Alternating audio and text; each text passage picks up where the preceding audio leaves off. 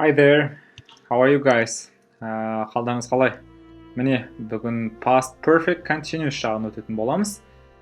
Барынша осы сабақта қысқада нұсқа әрі түсінікті қылдырып түсіндіруге тырысатын боламын. Сонымен кеттік. Past perfect continuous. Бұны нақты дұрыс түсіну үшін, қалай қолданылатынын түсіну үшін бірінші мына шақтарды барлығын өттік. Сондықтан соларды бір қайталап, бір салыстырып, одан кейін осы past perfect continuous жағына көшеге. Бұл past perfect continuous деген present perfect continuous өттіге кеше. Мысалы, осы уақытқа дейін қаншалықты болғандығын, ұзақтығына қарайды. Бұл да дәл солай сияқты, бірақ та өткен шақтағы бір уақытқа дейін қаншалықты ұзақ болып жатқандығын айтады. Қазір ұмытып қалғанда шығарсыздар, бір еске алайық. Past simple бұл өткен шақ еді. Мысалға, I did, қалай жазылады? Екінші формамен I did my homework. I did my homework. For example, 10 минут бұрын жасап қойдым, minutes. 10 minutes ago. Естеріңізде болса, ago, last week, yesterday деген сияқты сөздермен жасалынады. Past simple. Бұл аяқталып қойған іс-әрекет, нақты бір уақыттарда. Енді өткен уақытта, өткен шақта. Енді past continuous. Past continuous қашан қолданылатын едік? Past continuousқа мына мысалдармен естігендегі бұл өткен шақтағы белгілі бір уақытта созылыңқы болып жатқан іс-әрекет. Мысалға, мынаумен айттық, екі шақты бірге қолданған кезде. When I came home, she was sleeping. Яғни бұл жерде past continuous деген өткен шақта сіз келген кезде, past simple. Не істеп жатты? She was sleeping. Осы созылыңқы болып жатқан. Мына жақта past simple'да екінші формасы қолданады. Мына жақта was, were етіске ing жалғап қосасыз. Мысалы, сіз келген кезде тура сол моментте, тура сол сәтте не істеп жатты басқалар. Осы кезде past continuous қолданатын едік. Past perfect қалай еді? When I came, қараңыз, өткен шақта келдіңіз.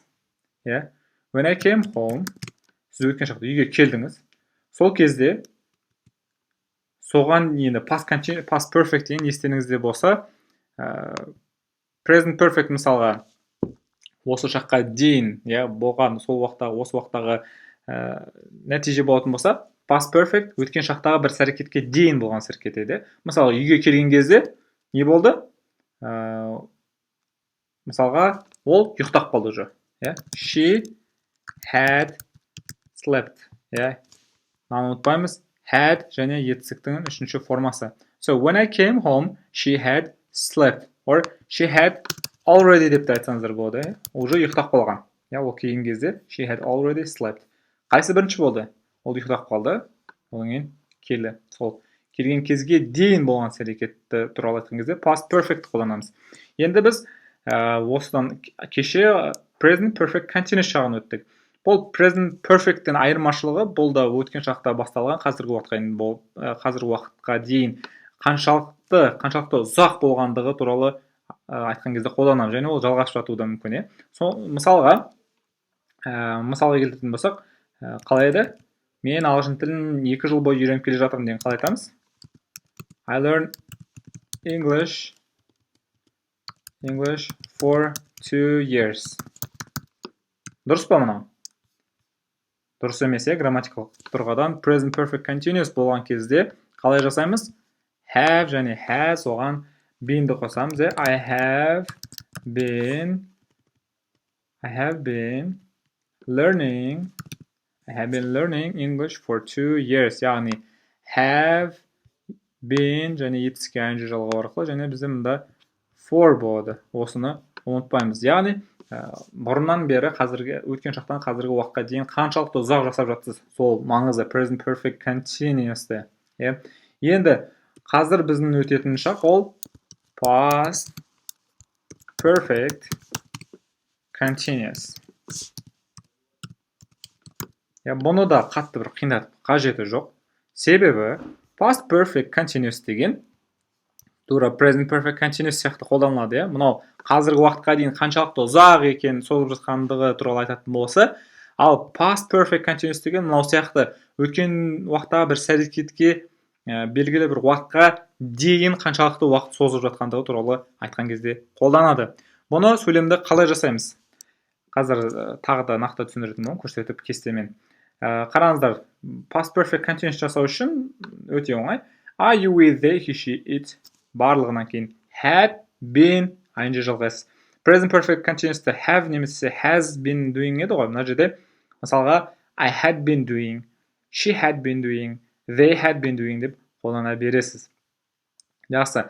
Мына жерге қойып қойдым, иә, міне. Had been, ing жалғадыңыздар, бұл сөйлемдеріңіз дайын. Енді нақтырақ мысалдармен көрсетейік.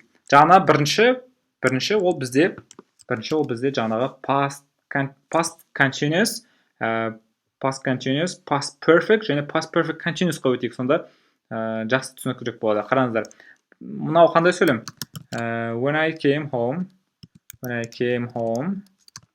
мен үйге келген кезде ол ұйықтап жатты деп қалай айтамыз? When I came home, келген кезде бір іс-әрекет болып жатса, she was sleeping емес, she was sleeping. Бұл қандай шақ?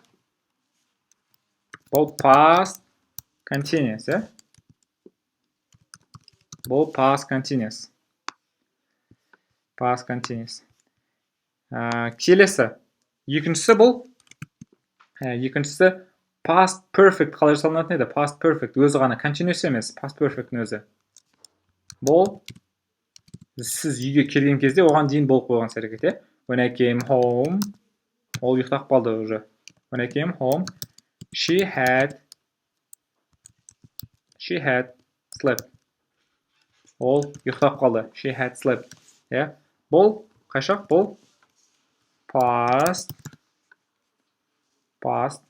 perfect. Бұл past perfect. Бұл past perfect болды. Енді қазіргі өтіп атқанымыз бұл past perfect continuous. Яғни қараңыздар. Past perfect continuous деген бұл өткен уақытта бір әрекет бар ғой, мысалы when I came home, үйге келді. Иә, өткен шақта. Соған дейін әрекеттің қаншалықты ұзақ болып жатқандығын, иә, мысалы 1 сағат бойы, 2 сағат, 1 жыл, 2 жыл деген сияқты қаншалықты ұзақ болып жатқандығы туралы айтқан кезде қолданамыз. Мысалға айтайық. When I came home, туранан жасайық, when I came home,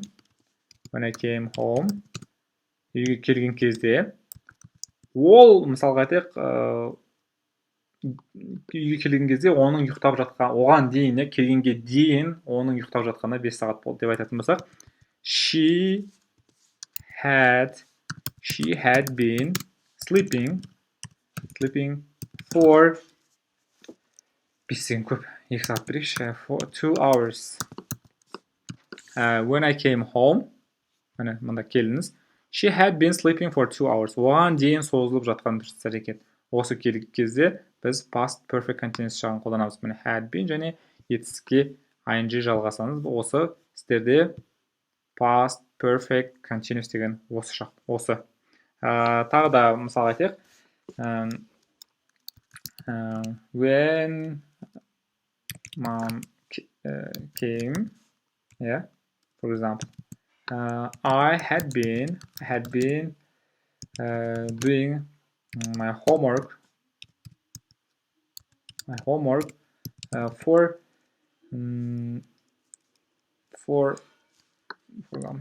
40 minutes. Қалай аударылады? Мамам келген кезде, оған дейін сіз 40 минут бойы сабақ жасап жатқан едіңіз. Бұл жерде when деп айтсаңыз болады, немесе мен келгеннен бұрын деп айтсаңыз да болады деген сөйлемдерде. Мысалы, before деп айтсаңыздар болады. Мысалға, before I woke up, мен оянғанға дейін, for example, she had been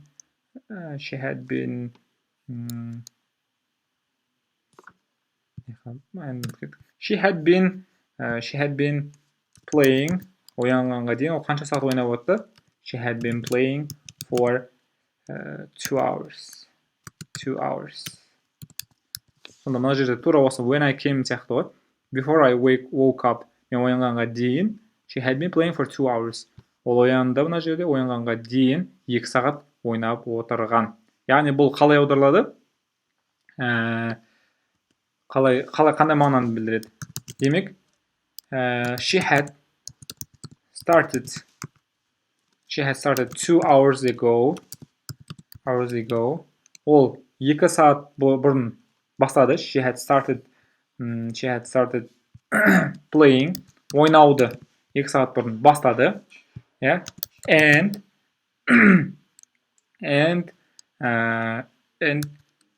she was still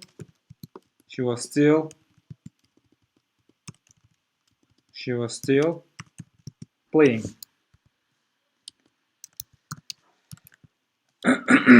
Қараңыздар. She was still playing. She had started playing 2 hours ago.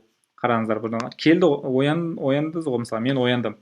Оянғанға дейін ол 2 сағат бұрын бастаған және әлі ойнап жатқан деген мағынаны білдіреді ғой. Мынау мағынасы осындай. Екеуі бір мағынаны білдіреді. Before I woke up, she had been playing for 2 hours дегенде, сонда қараңыз, қайтадан past perfect пен и present continuous-тың екеуінің қосылған несі ғой. She had started playing 2 hours ago. Мысалы, сіз ояндыңыз, оянғанға дейін ол 2 сағат бұрын бастаған және қазір ол ойнап отыр. Қаншалықты ұзақ ойнап отқандығы 2 сағат. 2 сағат ұзақ ойнап отқандығын көрсетіп тұр. Осы кезде біз past perfect continuous шағын қолданамыз. So, past perfect continuous we use when we talk about an action which had started before another past action, and when we talk about the duration, how long it happened. Қаншалықты ұзақ бұрындағы бір әрекетке дейін болғандығы туралы айтқан кезде қолданамыз. For example, when I came home, she was sleeping. This is past continuous, right? When I came home, she had slept. She had already slept, past perfect. And this is past perfect continuous. When I came home, she had been sleeping for 2 hours. When mom came, I had been doing my homework for 40 hours. Before I woke up, she had been playing for 2 hours. It means she had started playing 2 hours ago, and she was still playing. Yeah, this is it. That's it. So, енді тағы да түсініктірек болу үшін more examples, кішкене нақтырақ түсініктірек болу үшін тағы да біраз мысалдар берейік, көбірек more examples. Okay, so енді мынандай жазайық. Мысал, before they arrived деген еді келу, before they arrived,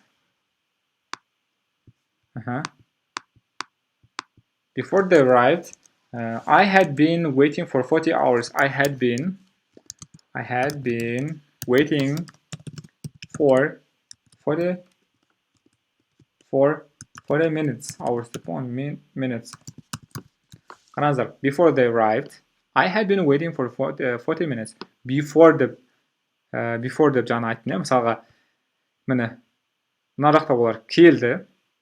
Келгенге дейін деген сөз ғой. Дейін ғой, before. Келгенге дейін, I had been waiting for 40 minutes. Мына жақта ол 40 минут бойы күткен. Өткен шақта келдік, arrived. Оған дейін ол 40 минут күткен. Осы кезде біз had been waiting for 40 minutes болады. Жақсы. Тағы да бір мысал айтайық. I had been driving car for half an hour. Мысалға, ол звондаған кезде, when she called me, өткен шақта бір іс әрекет. Мысалға, кеше болсын, кеше ол звондаған кезде, сол звондағанға дейін сіз не болған іс әрекет айтасыз. Мен айтам, мысалға, I had been driving for half an hour. Жарты сағат. Жарты сағат деген half an hour деп айтсаңыздар болады. So, when she called me, I had been driving for half an hour. Ол звондаған кезде, ол мен оған дейін мен жарты сағат машинада келе жаттым. Осы кезде қолданамыз. Okay, I think it's clear. Okay, next. Мысалға айтайын да, менің әпкем оянған кезде, мен оған дейін, мысалға, жарты сағат бойы жылағанмын, жылап отырдым деп. Мысалға да, when I woke up, наоборот айтамыз, мен оянған кезде, when I woke up, my sister had been crying for since да қолдансаңыздар болады. Since morning. Таңнан бері, мен түсте ояндым мысалға да, when I woke up, ояндым. Оған дейін сестрам, my sister had been crying since morning. Таңнан бері жылаған. Немесе 4-5 hours деп айтсаңыз болады. 5 сағат бойы, 1 сағат бойы, 2 сағат бойы деген сияқты. Осы кезде осыны қолданамыз. Okay, so past perfect continuous. More examples. Before they arrived, I had been waiting for 40 minutes. When she called me, I had been driving for half an hour. When I woke up, my sister had been crying since morning. Okay, so енді сіздерге көбінесе сұрақ, болымсыз түрі көбінесе қолданбайды, бірақ та сонда да қысқаша түсіндіріп кетеміз. Болымсыз түрі жасау үшін hadn't, had not қоса саласыз болды. For example, мен машинада келе жатқан жоқ, оған дейін. I hadn't been driving. You hadn't been driving. We hadn't been driving. They hadn't been driving. He hadn't been driving. She hadn't been driving. It hadn't been driving сияқты. Осылай болады. Мысал берейік. Мысалға, when I came home, үйге келген кезде, when I came home, he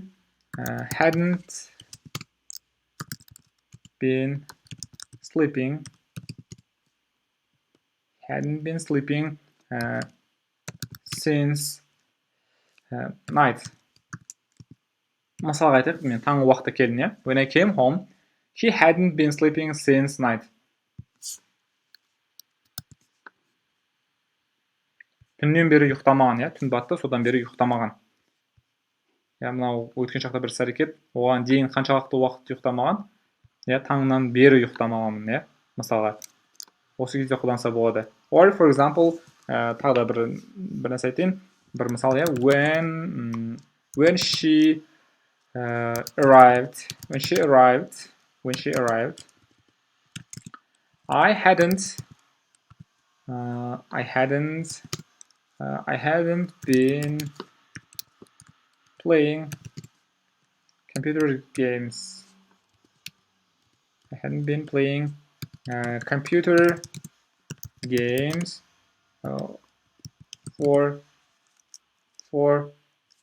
5 hours. Ол келген кезде мен оған дейін 5 сағат бойы ойнамағанмын. Енді көрдіңіз, болымсыз түрінде кішкене онша келмей қалады.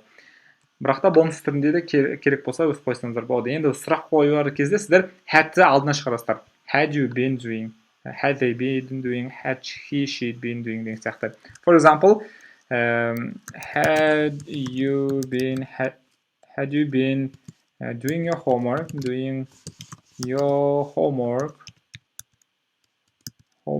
had you been doing your homework when for қаншалықты ұзақ екен айтамыз, for 2 hours